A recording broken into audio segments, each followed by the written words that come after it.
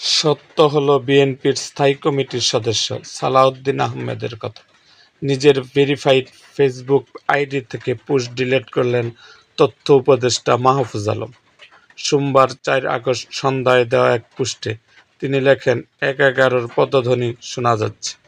এর কিছুক্ষণ পর আবার সেই পোস্টে আপডেট করে তিনি আরও একটি লাইন যুক্ত করেন। সেখানে তিনি লেখেন, ১-১১-র পদধ্বনি শোনা যাচ্ছে, তবে জুলাই জয়ী হবে, জনগণের লড়াই পরাজিত হবে না। সন্ধ্যায় করা তথ্য উপদেষ্টার সেই পোস্টের সমালোচনা করে বিএনপির স্থায়ী কমিটির সদস্য সালাউদ্দিন আহমেদ বলেন, আমি মনে করি মাহফুজ আলম হয়তো ঘণ্টাখানেক পরে পোস্টটি ডিলিট করে দিবেন। এ বিষয়ে তিনি আর কোনো মন্তব্য করেননি। এরপর ফেসবুকের সেই পোস্টটি তথ্য উপদেষ্টা মাহফুজ আলমের আইডিতে আর দেখা যাচ্ছে না।